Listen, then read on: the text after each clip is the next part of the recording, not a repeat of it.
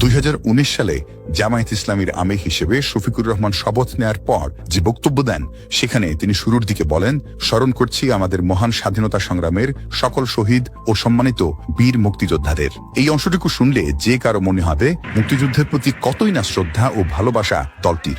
অথচ এই কথার পরই বলেছেন, আরো শ্রদ্ধার সাথে স্মরণ করছি প্রফেসর গোলাম আজমকে।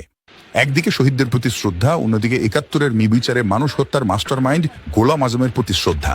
এই ধরনের আচরণকে ভণ্ডামি, প্রতারণা বা মুনাফিকি বলা হয়ে থাকে। চলুন দলটির আরো মুনাফিকি কর্মকাণ্ড দেখে নিই। জামায়াতে ইসলামীর মুনাফিকি শুরু হয়েছিল তাদের জন্মলগ্ন থেকেই। দলটির প্রতিষ্ঠাতা মাওলানা আবুল আলা মওদুদী ভারত ভাগের বিপক্ষে ছিলেন।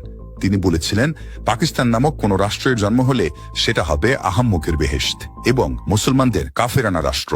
অথচ 47-এ পাকিস্তানেই চলে যান তিনি এবং দেশটিকে আল্লাহর দান হিসেবে উল্লেখ করেন। গোলাম আজম 1952 সালের ভাষা আন্দোলনে যোগ দিয়েছিলেন। এ নিয়ে বর্তমান সময়েও দলটি গর্ব করে। অথচ 1970 সালে পশ্চিম পাকিস্তানের শুক্কুর শহরে এক সংবর্ধনা সভায় গোলাম আজম বলেন, 52 সালে ভাষা আন্দোলনে অংশ নেয়া তার মারাত্মক ভুল ছিল।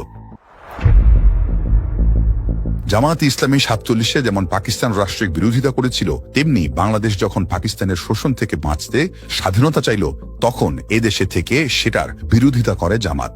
এটি প্রমাণিত যে ৭১-এ গণহত্যা সহ মানবতা বিরোধী অপরাধের সবই করেছে দলটি।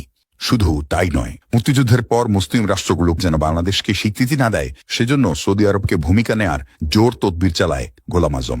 এজন্য তিনি মধ্যপ্রাচ্যের দেশগুলো সফর শুরু করেন 1973 সালে।